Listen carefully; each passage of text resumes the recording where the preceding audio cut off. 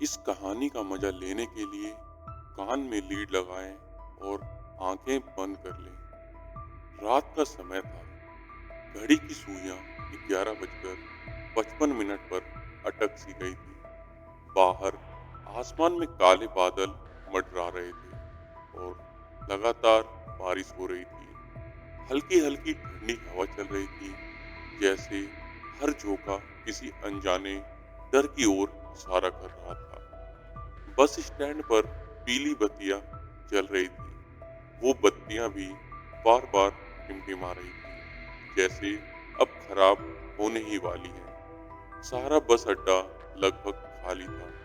कहीं दूर एक चौकीदार अपनी लाठी से जमीन पर ठकठकाता जा रहा था और उसकी खांसी पूरे सन्नाटे में गूंज रही थी। ठीक उसी वक्त एक पुरानी सरकारी बस धीरे धीरे अड्डे में दाखिल हुई। उसके इंजन की घरघराहट पूरे सुनसान माहौल में और ज्यादा डरावनी लग रही थी। बस का रंग फीका पड़ चुका था, शीशे धुंधले थे और उसके अंदर हल्की सीलन की बदबू फैली हुई थी। बस के दरवाजे खुले और धीरे धीरे लोग चढ़ने लगे। गिनती के 5-6 लोग ही होंगे। ड्राइवर चुपचाप अपनी सीट पर बैठा था और कंडक्टर आधी नींद में टिकट फाड़ रहा था। उन्हीं यात्रियों में से एक था आदित्य, लगभग 26-27 साल का नौजवान। हाथ में बैग, आंखों में बेचैनी और चेहरे पर थकान। वो दिल्ली से अपने गांव लौट रहा था। बस चली और बस अड्डे का शोर पीछे छूट गया। अब सिर्फ टायरों की घर घर और बारिश की बूंदों की छप छप आवाज सुनाई दे रही थी। शुरुआती आधा घंटा बिल्कुल नॉर्मल बीता। सब अपने अपने ख्यालों में खोए बैठे थे, लेकिन धीरे धीरे आदित्य को लगने लगा कि कुछ गड़बड़ है। उसने देखा कि सीटों पर बैठे लोग बहुत चुप थे। किसी ने किसी से बात तक नहीं की। सबकी निगाहें खिड़कियों के बाहर थी, जैसे किसी का इंतजार कर रहे हों। अचानक बस के अंदर की ट्यूबलाइट ब्लिंक करने लगी। उसी पल आदित्य ने महसूस किया कि पीछे की आखिरी सीट पर कोई बैठा है। वो लड़की थी। भीगे हुए बाल, सफेद दुपट्टा और झुका चेहरा। वो शुरुआत से वही थी या अचानक आ गई थी, आदित्य समझ नहीं पा रहा था। वो लड़की हिली तक नहीं, ना उसका चेहरा साफ दिखा और ना ही उसकी आंखें झुक रही थी, और बारी बारी उसके गीले बालों से बूंदे सीट पर टपक रही थी। आदित्य के शरीर में ठंडक दौड़ गई। उसके सामने बैठे एक बुजुर्ग यात्री से आदित्य ने पूछा, ये लड़की कब चढ़ी?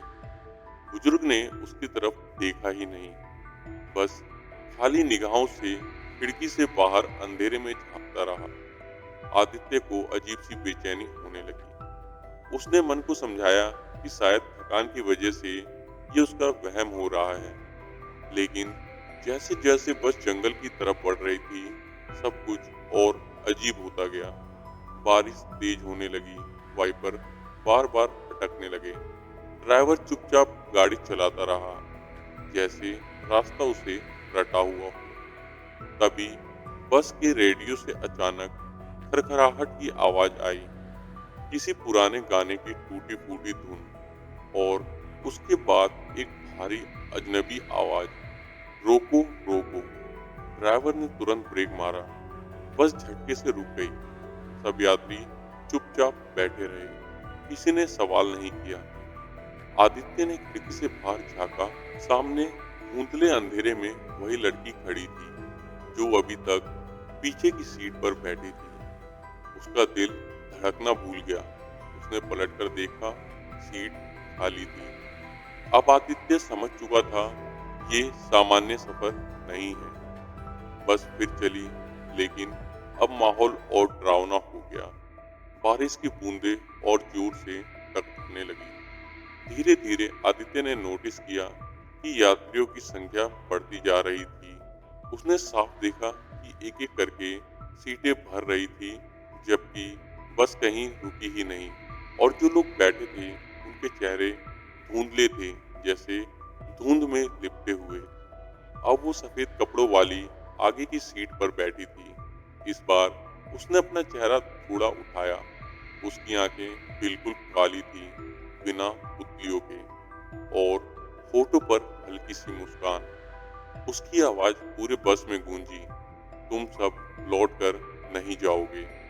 आदित्य ने घबराकर उठने की कोशिश की, लेकिन उसके पैर जम गए। वो हिल नहीं पा रहा था। बाकी यात्री बिल्कुल शांत बैठे थे, जैसे सब जानते हों कि आगे क्या होने वाला है। धीरे धीरे बस के अंदर अजीब आवाजें गूंजने लगी। कभी बच्चों की हंसी, कभी औरतों की चीख, कभी किसी के गले से निकलती घरघराहट। आदित्य का दिमाग सुन्न होने लगा। उसने कंडक्टर की तरफ देखा, लेकिन कंडक्टर की आंखें खून से लाल थी और उसके चेहरे पर कोई भाव नहीं था। अचानक बस रुक गई। दरवाजा अपने आप खुला। बाहर वही जंगल था, काली घनी झाड़ियां, बारिश में डूबे रास्ते और चारों तरफ अंधेरा। वो लड़की उठी और सीधे आदित्य की तरफ बढ़ी। उसके पांव जमीन को छू भी नहीं रहे थे। वो फिसलती हुई उसके पास आई। उसके गीले बाल आदित्य के चेहरे से लगे और उसने धीमी आवाज में कहा, तू भी अब मेरा हिस्सा है। बस के सारे यात्री एक साथ मुड़कर उसकी तरफ देखने लगे। उनके चेहरे अब इंसानों जैसे नहीं रहे थे। सबकी आंखें काली, होठ नीले, और शरीर से मिट्टी और खून टपक रहा था। आदित्य ने पूरी ताकत से चीख मारी और उसी चीख के साथ बस के सारे दरवाजे बंद हो गए। इंजन गड़गड़ाया और बस अंधेरे जंगल के भीतर और गहराई में समा गई। उसके बाद आदित्य को किसी ने कभी नहीं देखा। आज भी कहते हैं, जो यात्री रात के समय सफर पर निकलते हैं, उन्हें एक पुरानी बस मिलती है। ड्राइवर वही होता है, कंडक्टर वही, और जब बस जंगल में पहुंचती है तो यात्री हमेशा के लिए उसी का हिस्सा बन जाता है। अगर तुम्हें कभी सफर के दौरान भीगे बालों वाली लड़की दिखे और उसकी आंखें काली हों, तो याद रखना, अगली बारी तुम्हारी हो सकती है। तो दोस्तों, अब आप हमें कमेंट करके बताएं, क्या आप रात में अकेले सफर करते हैं, और साथ ही चैनल को सब्सक्राइब करना ना भूलें।